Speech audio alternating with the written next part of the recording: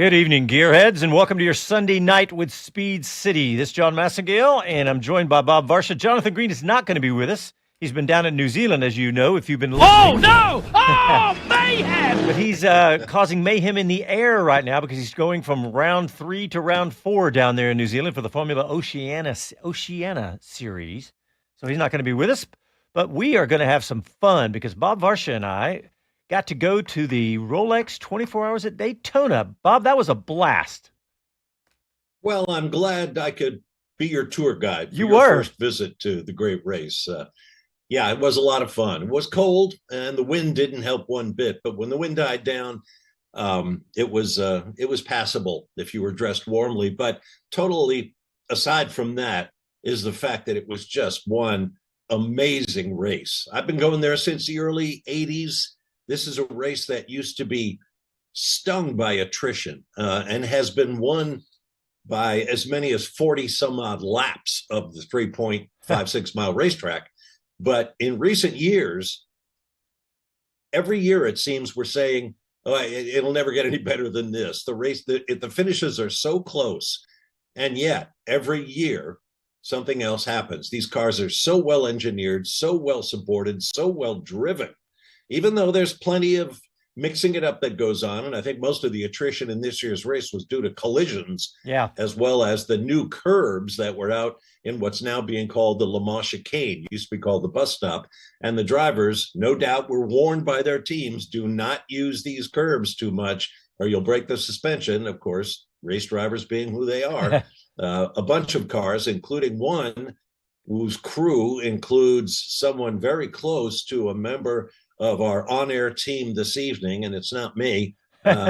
His team lost their race-leading GTD class Ferrari due to a broken suspension for that reason. But in the late hours, watching this race unfold, 4, 5, 6 cars in each class on the lead lap after 24 hours of all-out sprint racing.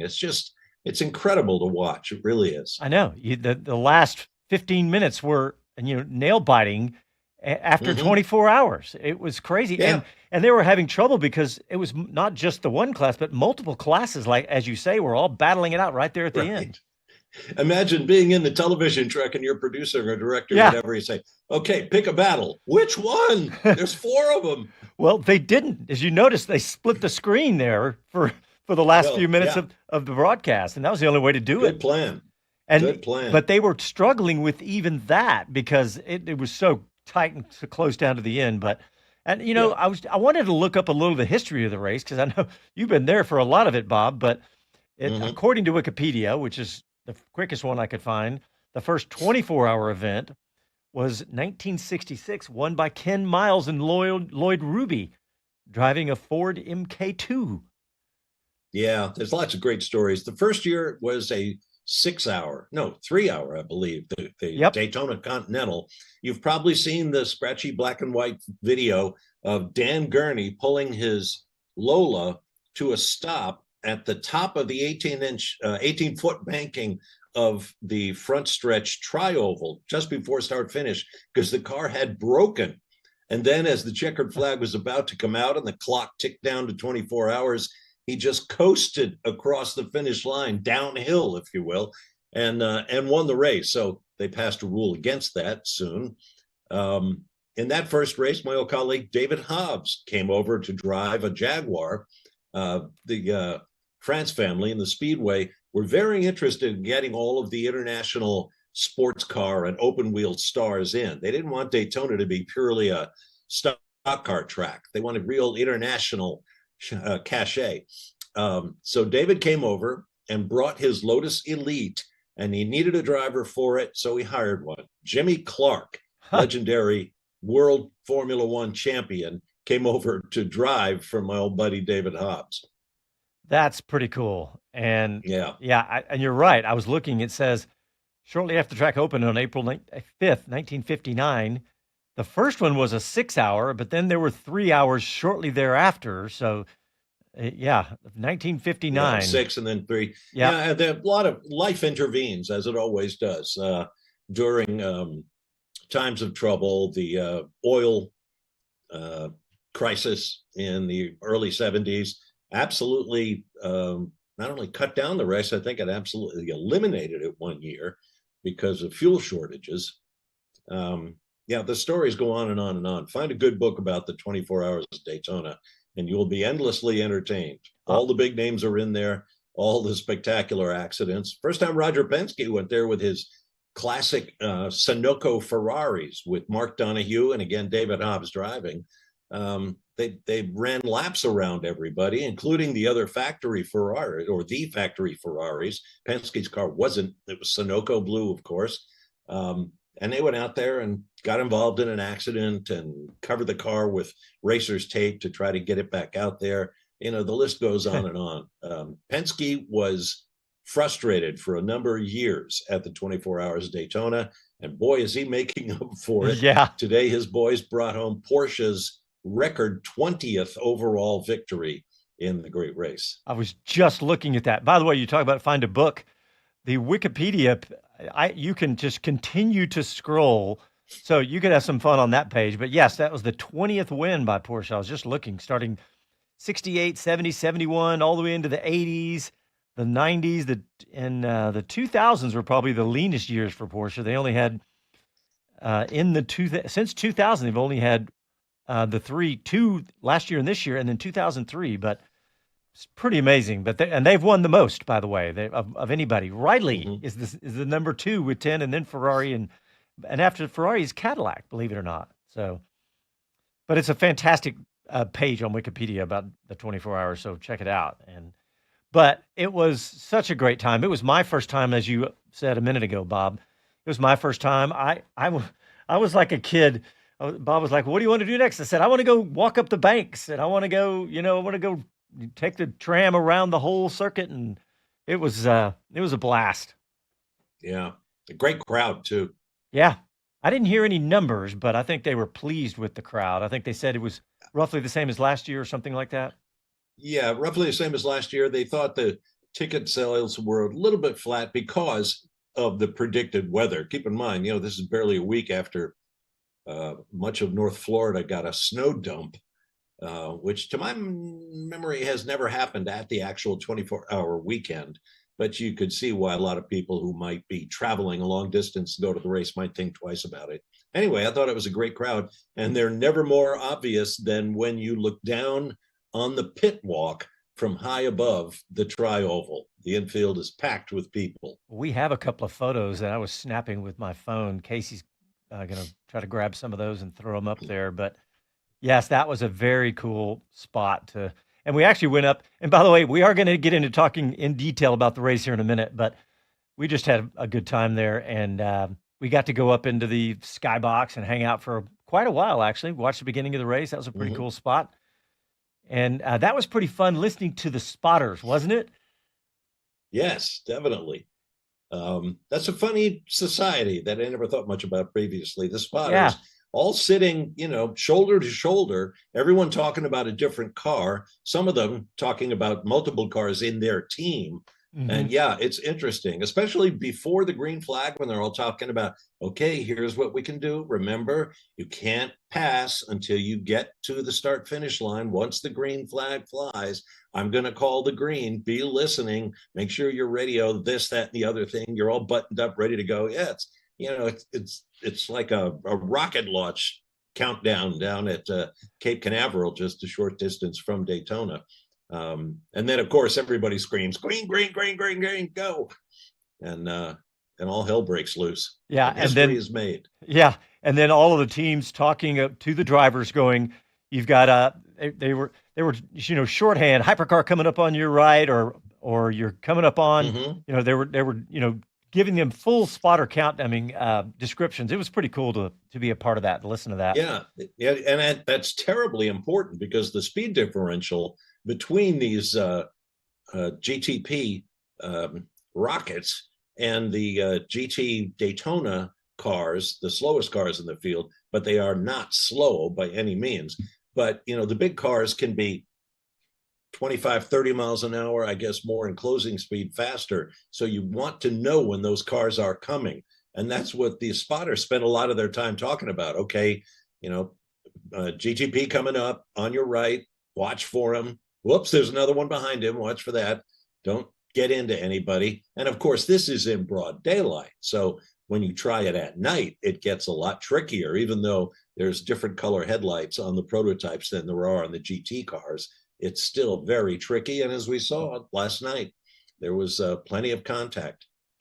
Yeah. And I know that, we talked about that that it's well represented, but the sport seems really healthy. There were 61 cars in the field and a huge field of manufacturers. Yep. I didn't ever hear the number on that, but I mean, you name especially a performance car brand, whether it's Ferrari, Lamborghini, Porsche, on and on and on down the list. Mm-hmm. They were all there, and it was really, to me, it was even better and more organized and better represented across the board than I even thought. I mean, and I watch it every year. I've watched some years.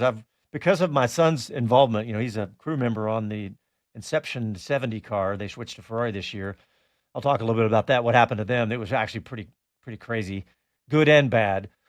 But I've stayed up. I was thinking about. Yeah, and I've stayed up. I've probably watched one year. I think I watched like 14 hours of the race, if not more, that one year, because that was his first year doing it. But all right, well, let's get a quick break in, and when we come back, we'll get into what happened at today's Rolex 24 Hours. Back after this.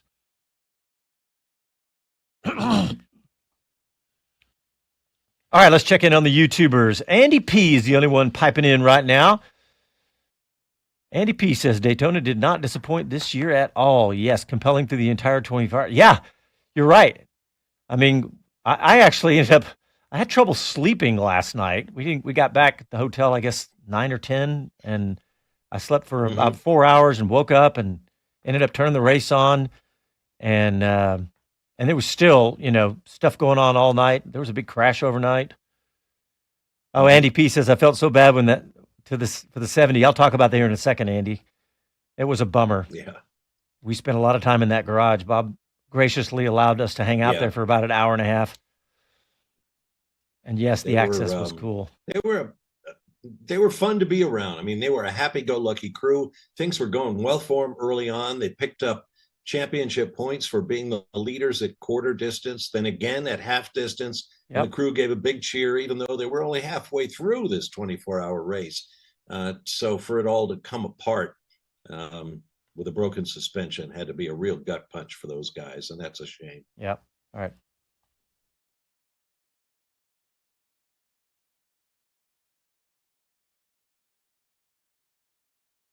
I'm George Russell, and you're listening to Speed City. Welcome back to the fastest hour in radio, Speed City. All right, we're going to start off. I want Casey to throw up a photo for the YouTubers, but this is something you don't know about, Bob, because I spotted something on the wall. They had a huge plaque, maybe, 5 feet across, and it was the American Motorsports Media Award of Excellence. And I was scrolling through, purposefully thinking, if there's anybody's name that's on here, it's going to be yours, Bob. And yes, sure enough, in the right-hand corner down there, in 2022, Bob was inducted, or awarded, I should say, the American Motorsports Media Award of Excellence. That was pretty cool, Bob. I'm sure you. What kind of celebration did they do for that? They put your name on a plaque, basically. It is an honor, though. I mean, all the other names that you saw on there are the exclusive voters on behalf of somebody that they want to induct, as you say. Nobody else. It's not a fan vote. It's not a industry-wide vote. It is the media and the previous winners of the award who vote. In fact, I just voted today on the person I hope will be accepted this year. I went in as part of a twofer with my old friend Jonathan Ingram, who has written for many, many years about all sorts of motorsports, particularly sports cars and what have you. That's cool. So yeah, I mean, it's nice to be appreciated for that after 42 years of doing this. Yeah, names like Robin Miller, Sam Posey, David Poole, Thomas Pope, Kenny Bruce, Mike Joy. Yep. A lot of names that even if you're a little newer to the sport, you'll recognize a lot of those names, and it goes on and on. And a lot of them they make a special effort to include the print media now that print seems to be less and less relevant to our lives. That the men and women who have put in years producing magazines that we all used to read as kids, and now it's harder and harder to make that happen. I'm hoping the person who is honored this year will be someone who helped preserve that print tradition in motorsports. That's cool. All right. Well, congratulations on that, Bob. Well, let's jump into what happened this weekend. I guess we'll start with the big story, which you touched on already, of course. Porsche Penske gets a historic back-to-back win in the GTD class. Excuse me, I guess it's the GT. I don't know why I'm drawing a blank on the class, the top class. You're talking about GTP? GTP, thank you. The hypercar / the new hybrid cars. And yeah, it doesn't help that Le Mans and IMSA don't use quite the same designation for what is basically the same car. It's a hypercar, it's an LMDH, it's a GTP. I like GTP because those were the stars when I started in the early 80s covering IMSA. But it is what it is. And I think you'll agree, those cars are absolute rockets. And so much fun to watch. They're such beautiful machines. Yeah. This is the third overall win for Roger Penske and fourth for the team. And that was the number 7 car, of course, that one that was driven by Felipe Nasr, Nick Tandy, and Lorenz van Thor. And of course, that's a historic note. Nick Tandy is now the first driver ever to win the 4 biggest 24-hour races in the world: Le Mans, Daytona, the Nürburgring, and Spa-Francorchamps in Belgium. He's won them all. That's overall. It's an amazing accomplishment. You said it, and I thought it earlier today when we were just talking about it, is that I was a little surprised that it's never been done before. Yeah, these are all old races. They've been around for a long time. Yeah. And they're winning them is prized by the sports car manufacturers and performance manufacturers around the world. So yeah, it's a surprise to me too that all the hitters that went out there, nobody managed to corral all 4 overall titles until Nick Tandy did it. Well, and that battle at the very end with the 2 Penske cars, in traffic. That's right, with the Acura right behind them, dodging GTDs and GTD Pros and LMP2s. That's right. And they interviewed Roger right afterwards on the television, and the first thing that he said was, I made sure everyone knew that the goal was to not crash into each other, but to go ahead and race and win. So I know that's what he was thinking the whole time. Yeah, and he was out there the whole time. Roger Penske, 88-year-old captain, was up there sitting on the war wagon with his crew. I'd love to talk to some of the members of the team to hear what Roger had to say to them before they went out there. Probably what you just said, go out there, race hard, but race each other clean, and don't break the race cars. Stay out of the pits. That's the secret to endurance racing. Yeah. But think about Roger's year in 2024. Won Daytona, won the Indy 500, won the IMSA championship in class, won the IndyCar championship, won the NASCAR championship. Wow, I hadn't really thought about all of that. Yeah. That's amazing. Roger, Penske Racing cleaned house last year in 3 different. Oh, he also won the world, WEC, the World Endurance Championship. Yeah, 3 very technical, very competitive series all around the world, and prestigious, won all everything. Of them. Yeah, 4 series if you separate WEC and IMSA. Yeah, that is amazing. Actually, that's a pretty crazy stat. It absolutely is. There's a reason they call him the captain, right? Yeah. Good luck ever repeating the feats of Penske Racing. Yeah. And Felipe Nasr was the only member of the current this year's team who was part of last year's team with that reshuffled lineup. So, yeah, that was interesting. Yeah, that Penske, having as much success as I just described, basically, totally revamped his driver lineups for both World Endurance and IMSA. Yeah, and Bloomquist came there at the end to steal the 1-2 sweep for Penske, I thought Yep. that was pretty fun to watch too, right there at the end. I didn't really expect that. Caught me off guard. I did not expect the actor to do it, but I forgot which commentator he was talking on the television broadcast, on the NBC broadcast, talking about the fact that Bloomquist was doing a great job hanging back for a pretty good while and was, spot on, dead spot on every corner and taking care of the tires. So he probably had, just a Yes. little bit more tires left in the tank, as you might say, and Yeah. was able to pull that off. Yeah, we talk about it every year on the television, or whoever's doing the television talks about it. And that is, to save your stuff, as it were, for the end. Your fastest guy, keep him till the end and make sure he's got the right amount of driving time in the car. Preserve the tires, preserve your fuel, figure out exactly when the perfect time to pit will be, and then adjust that if there's a late yellow flag, which once again this year there was. I give Blomqvist a lot of credit. The Acura team, and you and I stood in the Mike Shank Acura team garages watching them trying to whack together the sister car, which had problems. But the one with Blomqvist in it, who is the son of former world rally champion Stig Blomqvist. He's a terrific guy, and he almost pulled it off. And that would have been a heck of a story if he could pass both Penske Porsches in the final laps of the race. Yeah. There's a look in the garage. Yeah. That was pretty cool because we were literally standing next to Alex Palou for about 15 minutes until some guy got cranky with everybody, all the journalists in there, and said, everybody, he walked up and he said, could everyone please? And then he paused and he said, get out. And he just like that. Yeah.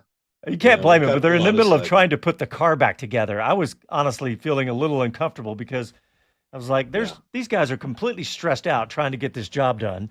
And here we are just hanging out. All hands on deck for sure. There were so many hands and arms in the engine bay of that car. I think they were trying to fix an electrical fault, which is another story of this race, because in the Roar, the 3 days of testing they did last weekend, there were a number of battery problems, high voltage electricity problems in these cars that, of course, have electrical boost. And people were wondering what's going to happen. Is that going to just cut the heart out of the 24-hour race? And it didn't really. I don't know of any team among the GTP cars that had any trouble with their electric boost. Yeah. So, that was like you said, it was a story we were going to be watching, but didn't have to. But let's check out LMP2. Sebastian Bourdais and overall 8th and position P1 in LMP2 in the in the number 8 car. Does it again. Mm-hmm. Yep. It's that LMP2 battle was amazing because there were so many leaders and so many contenders who suffered problems.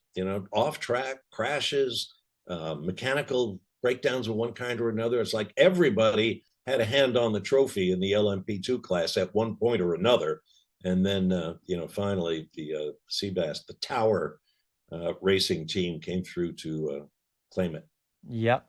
I was just checking for some of our names that we almost always get Ben Keating, but I wasn't going to bother him this year. He didn't. They ended up finishing, I think, 4th in class.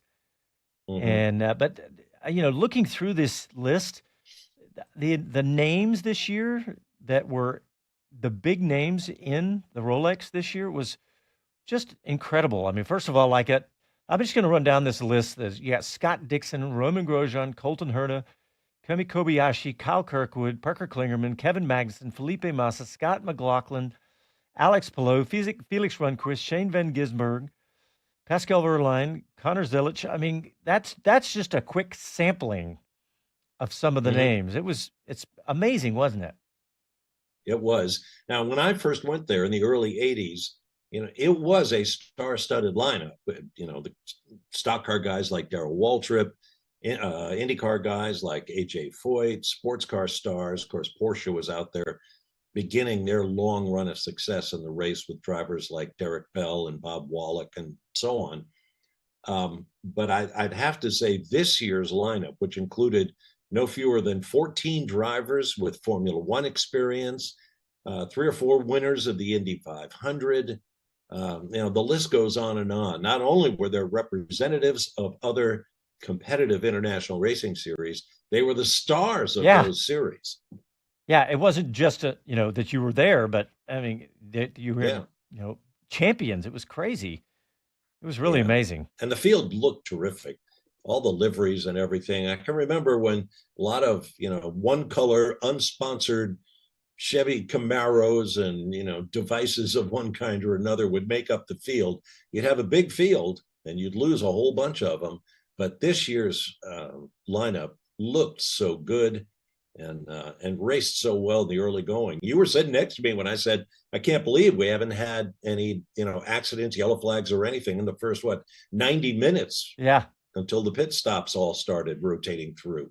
Well, one of my favorite things is, Bob, was we were walking around, was that you were commenting, it's like, these are so fast and so cool. And I was like, okay, this is somebody who's been to these for many, many years and just as excited as it sounds like the first time you saw it, because they are, I'm sure they've just obviously gotten faster and faster over the years. And at the end of of our stint, because we flew in Friday and flew out Sunday, and we really didn't get to stay. Somebody commented on YouTube, we didn't get to stay for the fireworks and all that. But we were driving around looking at all the campfires, and we drove right up next to the steepest banking. And the crazy thing is how close you can get to that at Daytona. Cars camping, right there, right on the edge of that. And what's the banking on that? The degrees? 32 degrees. That's what I was thinking. 31 or 2. Yeah. And you're right. You could hit the track with a baseball from where these people were watching. Easy. But it was pretty amazing. All right, we're going to talk a little more Daytona. We got to squeeze in one more quick break, and we'll be back right after these messages.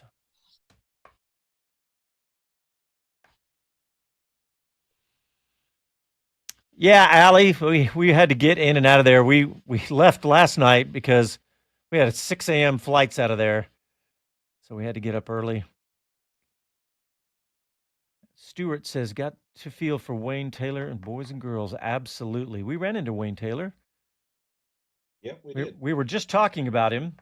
I was asking you about him, and then we walked right up on him.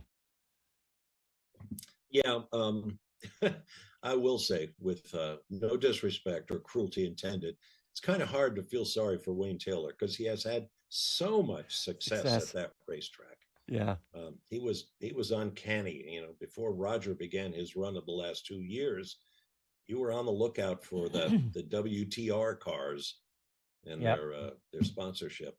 They were always tough. Kevin Kelly's joined us. He's late. He said Daytona was awesome. The last hour was intense. Ford needed that podium. Yes, we didn't even talked about that yet. And best part was the vet slowing down to flip off the Beamer. That was great.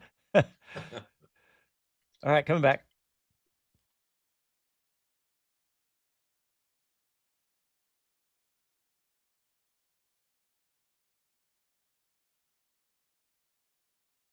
Hey, this is Tony Stewart. You're listening to Speed City. Welcome back to the fastest hour in radio, Speed City. I'm smiling because I remember that interview with Tony Stewart. It was at Circuit of the Americas, and he was just a hilarious character. We have some bumpers from him, or some little clips from him that were pretty controversial, actually. I have to dig them up one of these days.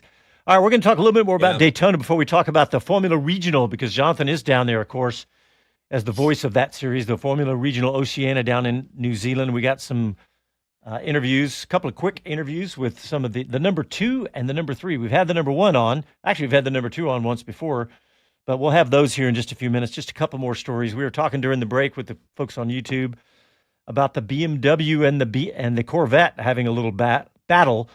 And Andy P on YouTube sums it up pretty quick. The BMW stuff they pulled on the Vet was not cool. I get playing a team game, but that went too far and ended up ripping a chunk of the back of the Corvette off. And then the Corvette driver stuck his hand out the window and gave the number 1 sign over to the Beamer, choosing with his Tommy Milner. Yeah, that's right. It was Tommy Milner with the particular finger. I was impressed as his ability to do that at speed, because I don't know how fast he was going, but I think he was going pretty fast out that little sliver of a window. But yeah, that was not cool. Yeah.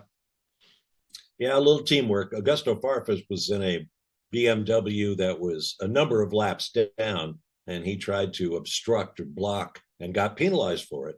Blocked the Corvette with Tommy Milner driving, and Milner and Connor DeFilippi in the sister BMW were mixing it up, and contact was made, and feelings were hurt, and on and on and on. Milner afterward called it, dirty Jeep shots, yada yada yada. It's tempers run hot in events like this. Well, so much prep, so much on the line.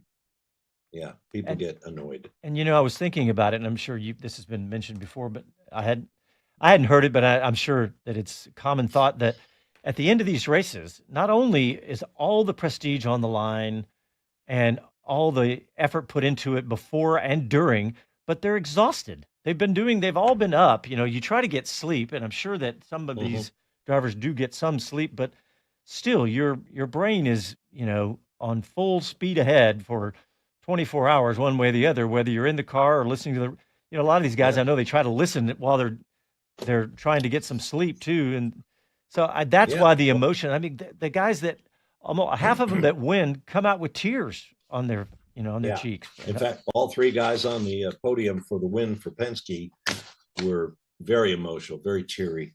Yeah.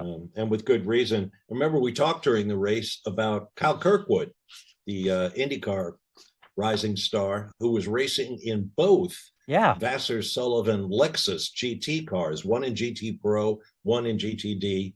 And he basically, in order to meet the minimum driving time standards, he was going to basically drive half of the race in one car or the other. And that takes incredible stamina. Yeah, and that's when I said, Kyle Kirkwood's about 25 years old. He shouldn't have a problem with that. I want to talk about two iconic American brands that both scored victories, and that's Mustang and Corvette. How cool is that? Yeah, very.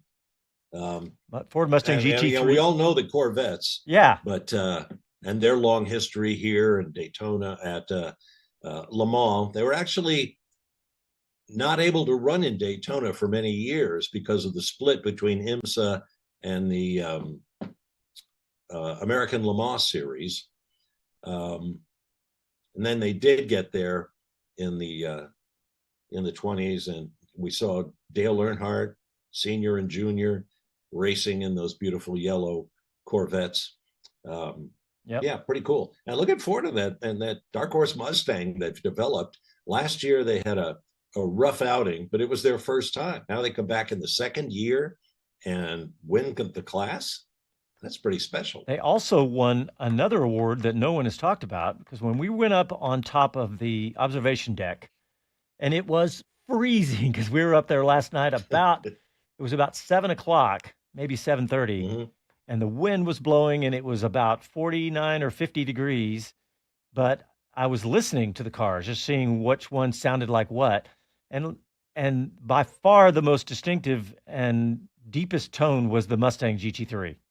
It stood out to me. It sounded, it's funny. Road Mustangs have a distinctive sound. Well, so did the GT3. It sounded pretty cool, pretty amazing.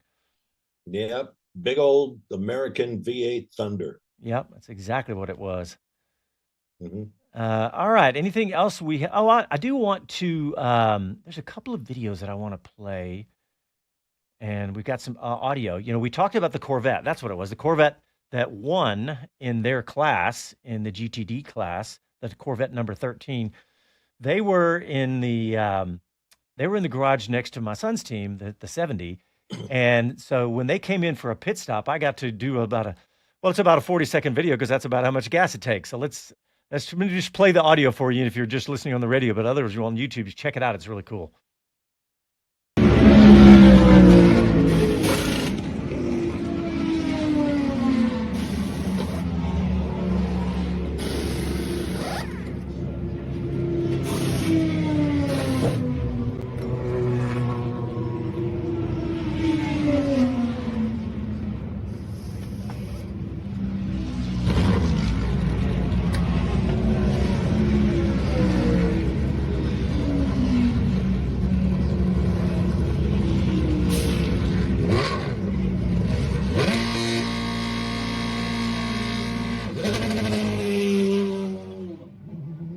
And by the way, standing 10 feet away from it like that, when they put that car on the rev limiter like that, waiting for the jacks to drop, my ears exploded. That was incredibly loud. That was a pretty cool shot, though. That was fun to be hanging out in the garage. And I'll just talk about my son's team, the number 70 GTD Ferrari, the Inception team. They switched to Ferrari this year. They've been running McLarens, and they've done good. And Kevin Kelly and I were texting, and he said, "Is that their best result?" And they ended up not finishing the race, but they were in P1 from about 8 o'clock till about 3 a.m. And at the 6-hour mark and at the 12-hour mark, which gets you extra points in the Michelin Endurance Cup, kind of a series within the series. So they had a great night, and then they had a suspension break. And Kevin was saying, was that their best result? But no, they finished fourth at Daytona, either third or fourth, about 2 or 3 years ago in the McLaren 720. So they're a British-based team, but they've had some good results. So we'll keep an eye on them if you want to. It's a fun team, and like Bob was saying earlier, they have a good time. So, all right, let's shift gears. Let's talk about the Formula Oceania series that's going on down in New Zealand. And if you've been watching the show, we have been talking about it. And the big story, of course, is this new Arvid Lindblad. He is 17, or I think is he 17 or 18, Bob? But he is dominating this series, and he has won 5 races. And of the 9 that have been run, because they've finished 3 rounds and there's 3 races at each round, and he's been the story by far. But there are a couple of other drivers that have started to give him a little bit of a run for the money. We've had Arvid on the show. We had Nikita Johnson, an American, on the show, and we've got another clip from Nikita because I was looking at the standings, and Nikita is he's got 196 to Arvid Lindblad's 236. And so he's hanging close. In fact, when we had them both on the show the same day, Nikita bristled a little bit when we were talking about Arvid being the favorite. And Bob, there's good reason that he's a favorite, isn't it? Well, yeah. I mean, he was handpicked by the gang at Red Bull, and he's obviously very, very good. Very focused, shall we say, very much in the mold of Max Verstappen for Red Bull. All he thinks about, all he lives and breathes and gets out of bed for in the morning is racing, which doesn't always make you the most interesting character, but he certainly is effective. And guys like Nikita Johnson and the other young Americans and all the drivers from everywhere in that field of 30 cars, some of them thought they had a shot, and then along comes Arvid Lindblad trying to earn points toward an FIA super license, which is totally legitimate and a smart thing to do. But he brings something extra to the table in terms of commitment and talent and so on. And he's the real deal, and it's fun to watch those guys come out. So he's really taken this series by storm. Although you were telling me that they saw some rain, and Lindblad didn't have a very good day of it. Yep, race 2, he finished 14th, and but of course he came back and won he won race 1 and race 3, finishing 14th in between. But Nikita Johnson, who we're just about to hear from, finished second this weekend. So and the points in this series, you get 20 for first and 18 for second. So it's really tight. So it's a little harder to pull away when that's happening. And in fact, Nikita, he's only finished below 5th one time in all 9 races, and when he finished 8th. And Lindblad has finished third, first, third, first, 14th and first, which is clearly why he's in the lead. But so you've got to be consistent when the points are that close. Yep, exactly. It's hard to make up ground. But let's hear, Jonathan Green caught up with Nikita Johnson, the young American, and let's hear from him. Well, Nikita, good job. Good race. You kept him honest. The pace, well, you were right on the pace, so you guys were swapping fastest laps each and every time. You've got to be happy with that. Yes, very happy. The car was amazing this weekend. I can't thank Anthony and everybody from M2 Just they set up a very good car. I mean, Thursday and Friday was a little bit rough, if I'm being honest, and just this ability to work as a team and the teamwork, inside our team. I'm saying team a lot, but it all comes down to being one big family right now, and we did that very well, I think, and turned it over for the Saturday morning, and then this morning too with qualifying, and we just put in the results. You're close to Lindblad, and if you could get the better of him in the next few races, it would be quite a scalp for you. He's an F2 driver on his way, obviously, to F1. That's where you want to be. It would be quite useful, wouldn't it? Yes, it would be, because hopefully in a few years I can get to the point that he's at. So it's great to race with him and learn a lot from him. So I'm just very thankful to have great teammates around me, including Matthias, Michael, and Enzo, and Seb too.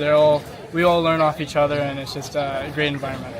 Last question. Are you growing the mustache as a bit of a symbol of good luck? Because I believe you had a good luck sprint with a mustache last time.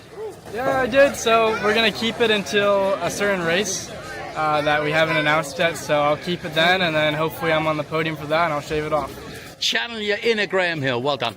Yes, thank you. Yeah, Nikita he doesn't have the confidence of Arvid Lindblad, which is, to me, the overriding characteristic. Watching him in that interview we did with a few weeks ago, you can catch that on YouTube. But Nikita, I do like the fact that he has the competitive fire that I was describing earlier. He does, he does not want to be left out in that championship conversation. So, well, he's very much in a difficult situation, or maybe difficult's not the right word. His situation is very different from Lindblad's. Lindblad has been talking with Dr. Helmut Marko. I'm sure promises have been made. Do this, you'll get that. Here's your path that we're laying out for you. Nikita hasn't had that. He's doing this by his own lights and the people around him that he trusts. That's a very different situation if you aren't as confident in what the final result is going to be as you can be when you've got the power of Red Bull behind you. So, I think Nikita's in a good place. He just has to keep on keeping on, be consistent, do well against great drivers, and that'll get you noticed too. Yeah. And if you haven't been following this lately, this series is, there's how many drivers in the current Formula One field? Did we decide? It was like 4 or 5 drivers that came through this series. So these are the people that you want to keep your eyes on. And I guarantee you'll be hearing more about Arvid Lindblad. And who knows about the rest of these guys too, probably some of them for sure. We have one more interview with the person sitting in the 3rd position in the Drivers' Championship. And this is a young New Zealand racer by the name of Zack Scoular. And Jonathan caught up with him. Let's hear from that.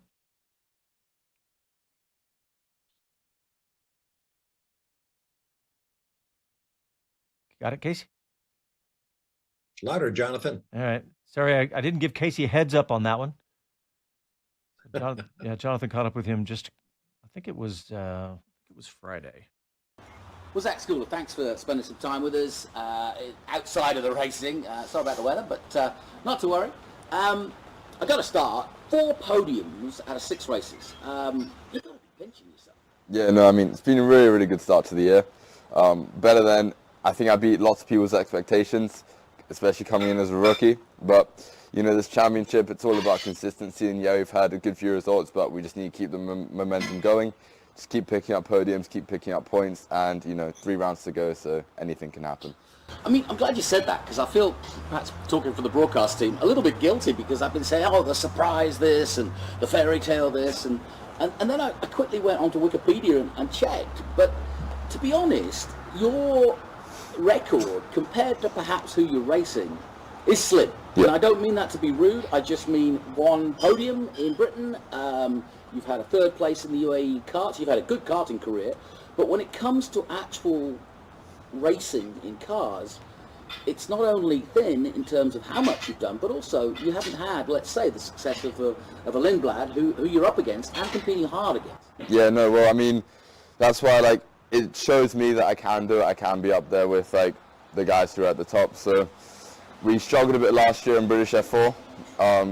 Number of things that went to that, but, now we've made the step up to Formula Regional, and we're showing we can be fighting at the front. So let's just keep that going throughout the year. How hard has that been? Because it is a completely different animal, the FR versus the F4. Yeah, I mean, I've had to do a lot of learning. You know, the tires, the aero. There's been a lot of adapting to do, but over the break, you know, we put a lot of work into it on the sim and various factors, and it's clearly paid off. So Get the impression that you don't mind actually being the guy that no one knew was coming in some ways because you don't have the resume, if you will, and that suits you fine, doesn't it? yeah, I mean, I don't mind being the underdog. I can show people what I can do. Well, listen, best of luck in Mansfield. Thanks for talking to us, and well done so far. Keep it up. Thank you so much. Appreciate it. All right, now wait a minute. Nikita Johnson has a better mustache than I do, and now you get this teenager out there who's got a deeper voice than I do. What is going on here? That guy did have a deep voice, didn't he? That was impressive. Yeah, he did. Yeah, but keep an eye on all of these doing guys. well. Yeah, all these young guys. So, all right, let's get a quick break in. When we come back, we're going to talk some Formula One stories and maybe a little more from Daytona. Back after this.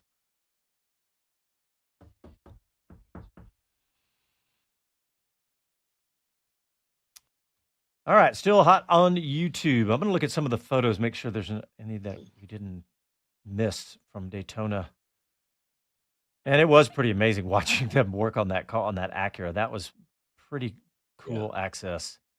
And when they picked the floor up, that was in two pieces, and they picked up the whole driver's side and just snapped it on. One of the photos that we showed earlier was showing that too. So let's see what else. Yeah, it's, because it really doesn't support anything. It just controls the airflow under the car for downforce and whatnot. So it's doesn't need to be rigid. It just needs to be strong enough to push the air around.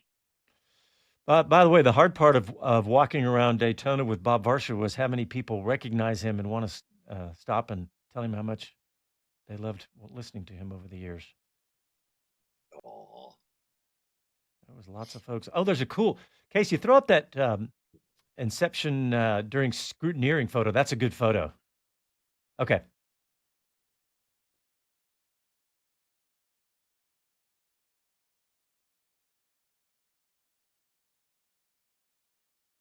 Hello to everyone, this is Gunther Steiner, this is Speed City.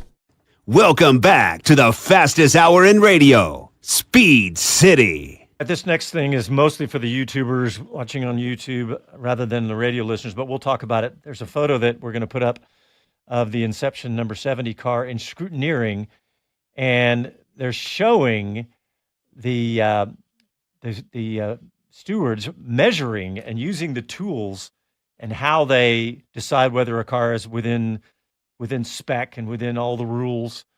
And I was talking to my son after this. I said, do you have any more visits through scrutineering, or is this it? Because this was Friday afternoon. And he said, actually, that was a trial run. That was for their purpose. In other words, they just run it through and let the stewards take a quick look and say, is there anything we need to fix before before it's too late? right. And it was fun, Bob, wasn't it? We were watching all the guys from the team kind of. I noticed they weren't too much on pins and needles. Now I know why, because it wasn't their final. But Right. when the official gave them the thumbs up, they all smiled and pushed the car down the paddock. They ran over and said, "Get this thing out of here." Yeah. Well, we're getting so good. Yeah, it's fun, and that's one of the real reasons that Daytona and to an extent other series do their what am I trying to say? Their scrutineering in public. Fans can come over and watch how they do it. It's very technical. A lot of bits and pieces and lasers and scales and all this kind of stuff. Protractors to measure angles. It's very precise, but you'll always notice during final scrutineering off to one side, the team members were all standing around looking like expectant fathers in the waiting room at the maternity ward. Just don't call us over there until you give us a passing grade. Yeah. And you could see the most You may senior be telling us, sorry. yeah, Then you fix dropped this. out. Yeah. The most senior guy with the clipboard walking around, he put his clipboard down and gave him the thumbs up, and yeah, they were all very happy. But I just wanted to show that photo because I thought it was pretty cool. All right, let's talk a little Formula One. And I think the biggest story, without a doubt, it's because it's pretty quiet this time of year, of course, was this young man by the name of Lewis Hamilton, going to a team, an up-and-coming team called Ferrari. That pretty much ruled the internet, didn't it, Bob? The photos, starting with oh my God, the photo of Hamilton in the black suit, pretty amazing. Yep. Yeah, that was a beauty. I have to say, that was well done. Enzo's mansion right there with 7 windows representing Lewis's 7 championships and a door representing the opportunity to win a record-breaking 8th championship. And Lewis, I could say I haven't always agreed with Lewis's style choices when he shows up at the racetrack, but I thought he looked very smart in that long black overcoat, the nice dark suit and tie, and yeah, that was definitely very sharp. So then he gets into the car a day or so later, and the fans are hanging on the fence, putting signs up on the fence, tearing away the plastic that was meant to keep them from seeing what was going on during this private test. And we did see Lewis on track, and apparently he was quicker than any Ferrari driver before him. So all that talk about him, just kind of driving off into the sunset with Ferrari may be way too premature, because it looks like Lewis is really getting down to business and is gelling. Granted, this is an older car. It's a 23, I think. But Lewis seems to like what he's getting out of that car. Yeah, this has to be one of my favorite stories of the year. I think I've said that already. For sure, it's way up there if it's not. I mean, we have all these rookies, and it's going to be so much fun to watch Formula One this year. But that was fun to watch. We just got a couple of minutes left, so I want to talk about another couple of good stories, because the HAAS F1 team. Talk about HAAS. Yeah, 2 stories actually, because Laura Mueller becomes F1's first female race engineer, as HAAS confirmed her, in. So that's pretty cool. Forward. Yep, she's gonna run Esteban Ocon's car. And this is no DEI hire. This young woman has worked her way up from the bottom. She's learned all the mechanics duties. She's learned strategy. She's learned working for years and years with the team. And Ayo Komatsu, who so far is flipping aces on his decisions as to what needs to be done to make HAAS more effective and quicker and more successful. He has faith in her. So that's good enough for me. Interesting comments from Ayo Komatsu. He says she's a pretty determined character, and she's very hardworking. Her work ethic is really, really good. She's going to be Esteban's race engineer. In terms of looking at it personality-wise, Esteban is a pretty determined character as well. So I like the fact that they're matching them up not just with their skills, but with the personality traits of the driver, because they're going to have to work that closely with them. Just look at Max Verstappen. Critical. Yeah, absolutely. Absolutely critical that the driver and the engineer are simpatico. We see it over and over again with Max and Giampiero. Yeah, JP. JP. Yep. Yeah, GP. GP. Excuse me. Lewis and Peter Bonington. Yep. In their day. Now Bonington has not moved on with Lewis to Ferrari, but he'll have a guy, and I'm sure they've gone to dinner a few times. Getting ready to start. And I saw an interesting article about the other day about Lewis getting his team together, much like his hero, Michael Schumacher, did. He's got Angela Cullen, his physio and right-hand woman, if you will, is back there with him. He's got a social media guy. He's got a legal guy. He's got the staff. Lewis is an LLC or a PLC or whatever they call them in England. Very organized. He's got a lot of his own people separate from, the official Ferrari race team and the Ferrari company, which is interesting. I mean, to go back to the days when Jackie Stewart walked in to talk about a ride with Ferrari, and he brought a lawyer with him, and Enzo Ferrari got up and left the room. He just was not going to have it. So, it'll be interesting to see how that all develops. But Lewis is going in eyes wide open. Yeah, that's going to be fun. And we got just a few seconds left, but the other story from HAAS was HAAS F1 team owner Gene Haas does not have to subsidize his Formula One team for the first time ever as they hit the budget cap, according to principal team team principal, Ayo Komatsu. That is a pretty cool stat for Gene. I'm certain he likes that stat because let's face it, he's put in a lot of money of his own money in this team, which he went in eyes wide open on that. So, yeah, all right. And now he's got a free Formula One team. Exactly. All right. Well, thanks, everybody. We appreciate you tuning in. We had a blast at Daytona. Hope you all enjoyed hearing about that. And we'll be back next Sunday night with more motorsport news. Talk to you then.